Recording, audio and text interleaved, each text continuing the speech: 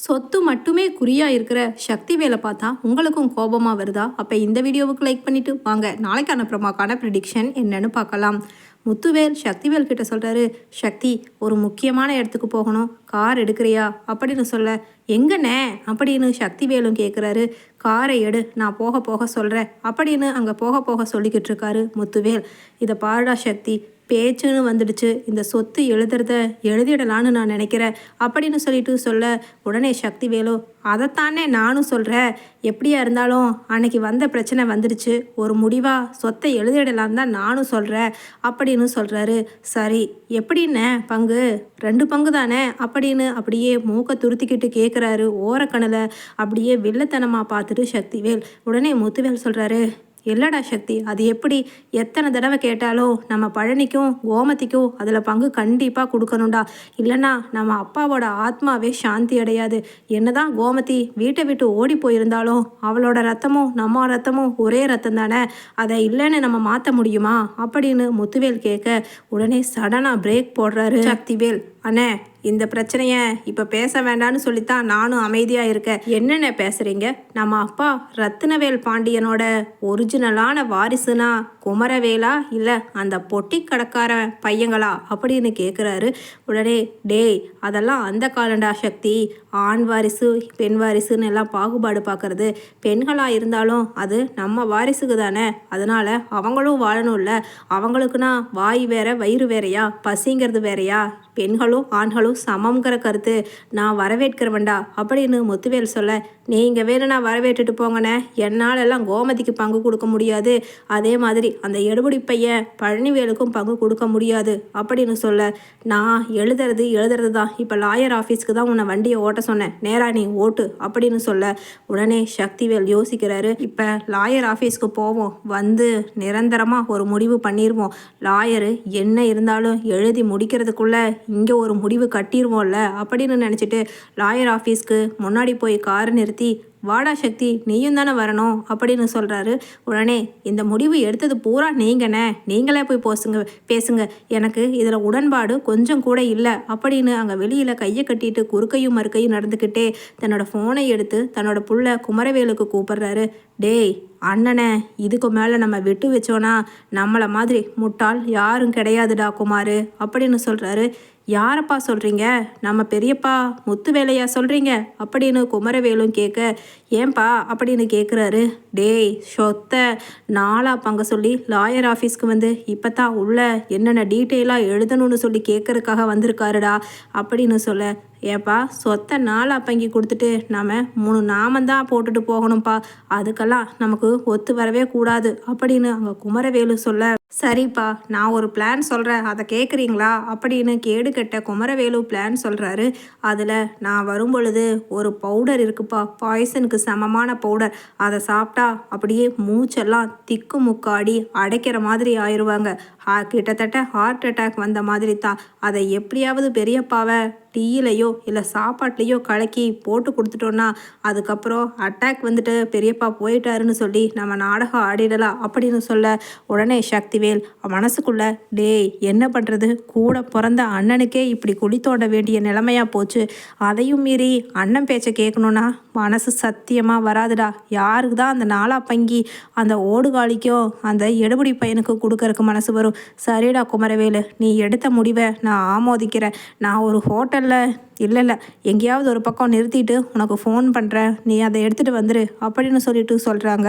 அதே சமயம் பழனிவேல் சந்தோஷமாக உள்ளே பேசி முடிச்சுட்டு வெளியில் வந்து லாயர் கை கொடுத்து வழி அனுப்பி வைக்கிறாரு. அதே சமயம் சக்தி போகலாம், வந்த காரியம் நல்லபடிக்கு முடிஞ்சிடுச்சு, லாயர்கிட்ட எப்படி பிரித்து எழுதலான்னு சொல்லி ஒரு ஐடியா ஒரு 10 நாளுக்குள்ளே ஸ்கெட்ச் போட்டு கொடுக்க சொல்லியிருக்கேன் அப்படின்னு சொல்லிட்டு வெளியில் வர்றாரு. வந்தவர், அண்ணே போகலாம் அப்படின்னு சொல்லிட்டு மணியை பார்க்குறாரு கார் ஓட்டிகிட்டே சக்திவேல். அண்ணே மணி 1க்கு பக்கம் ஆகுது, இனி வீட்டுக்கு போகிறக்கு எப்படியா இருந்தாலும் 1 மணி நேரம் 1.5 மணி நேரம் ஆகுது, பசி வேற வயிற்ற கிள்ளுதுண்ணே, அதனால் எங்கேயாவது ஒரு பக்கம் ஹோட்டலில் சாப்பிட்டுட்டு போகலாமா அப்படின்னு சொல்ல, அங்கே முத்துவேலும், ஆமாண்டா சக்தி, எனக்கும் மத்தியானம் ஒரு டேப்லெட் இருக்குது, கரெக்டாக நேரத்துக்கு சாப்பிட்டு மாத்திரை போடணும், நீ அப்படியே ஓரங்கட்டி நிறுத்து, ஏதாவது ஹோட்டல் இருந்தால் சாப்பிட்டு போயிடுவோம் அப்படின்னு சொல்கிறாரு முத்துவேலும். அதே சமயம் அங்கே ஹோட்டலை பார்த்துட்டு ஓரங்கட்டி நிறுத்துறாரு சக்திவேல். டேய் குமார், எங்கடா இருக்க? நான் அந்த ஹோட்டல் கிட்ட தான் வந்துட்டேன். நான் சொன்ன அதே ஹோட்டல் தான். அங்கே நீ வந்துட்டியா இல்லையா அப்படின்னு சொல்ல, வந்துட்டேன்ப்பா வந்துட்டேன். நான் ஹோட்டலுக்கு வெளியே தான் இருக்கேன். நீங்கள் கார் கிட்ட தானே நிற்கிறீங்க. பெரியப்பாவை உள்ளே அனுப்பிச்சிருங்க, நான் கொடுக்குறேன். அதுக்கப்புறம் நீங்கள் கலக்கி கொடுத்துடுங்க அப்படின்னு அங்கே குமரவேலு சொல்ல, பார்த்துட்டேன் அண்ணே, நீங்கள் போங்கண்ணே. இங்கே ஒரு ஆள் எனக்கு தெரிஞ்சவர் வரேன்னு சொன்னார், பார்த்துட்டு வந்துடுறேன் அப்படின்னு சொல்ல, உடனே முத்துவேலும் சரிடா, நான் உள்ளே போய் ஆர்டர் பண்ணுறேன், நீ வந்துடு அப்படின்னு அங்கே உள்ளே போயிடுறாரு சாப்பிட்றதுக்கு. அதே சமயம் குடுடா அப்படின்னு அந்த பேக்கெட்டில் இருக்கிற விஷத்தையும் வாங்கி வச்சிடுறாரு பாக்கெட்டில் சக்திவேல். அதே சமயம் அங்கே உள்ளே போய் முத்துவேல் சாப்பிட பிளேட்டில் வருது சாம்பார் சாதம். அதே சமயம் இந்த பவுடரை போட்டு எப்படியாவது இதில் கலக்கணுமே, அண்ணன் இப்போ எழுந்திரிச்சு ஹேண்ட் வாஷ் பண்ணுறதுக்கு போனால் தானே ஆகும் அப்படின்னு அங்கே திருட்டு மொழி முழிச்சிட்டு பார்த்துக்கிட்டே உட்காந்துருக்க, உடனே முத்துவேலோ கரெக்டாக ஒரு ஃபோன் வருது. எழுந்திரிச்சு லாயர் தான் கூப்பிடுறாரு. ஏதோ டவுட்டுன்னு நினைக்கிறேன், நான் பேசிட்டு வரேன்டா சக்தி அப்படின்னு அவரோட கெட்ட நேரம் வெளியில் கிளம்பி போய் நின்று ஃபோன் பேச போக, ஆஹா இந்த மாதிரி ஒரு சந்தர்ப்பத்துக்காகத்தானே காத்துட்டு இருந்தேன் அப்படின்னு அங்கே தான் கொண்டு வந்த பேக்கெட்டில் இருக்கிற விஷத்தை அப்படியே பவுடரை கலக்கி வச்சிட்றாரு சாம்பார் சாதத்தில். அதே சமயம் ஃபோன் பேசி முடிச்சுட்டு வந்து அந்த சாம்பார் சாதத்தை எடுத்து சாப்பிட ஆரம்பிச்சிடுறாரு. அதே சமயம் எல்லாம் தயாராக வெளியில் வச்சுருக்கேடா குமார், ஹாஸ்பிட்டல் கூட்டிகிட்டு போகிற மாதிரி அப்படின்னு சொல்லிட்டு அங்கே ஃபோன் பண்ணி கேட்டுக்கிறாரு சக்திவேலு கை கழுவ போன இடத்துல நின்று. அதே சமயம் டேய் சக்தி, சாப்பிட்டாச்சுல்ல, பில் கட்டியாச்சுல்ல, கிளம்பலாமா அப்படின்னு சொல்லிட்டு அங்கே முத்துவேலு அப்பாவியா சக்திவேல் போட்ட விஷத்தை சாப்பிட்டு வெளியில் போகிறாரு. போகவே டேய் சக்தி, ஒரு நிமிஷம் கையை பிடிடா, நடக்க முடியல அப்படின்னு சொல்லிட்டு அங்கே ஹோட்டல் வாசல்லையே சாயறாரு.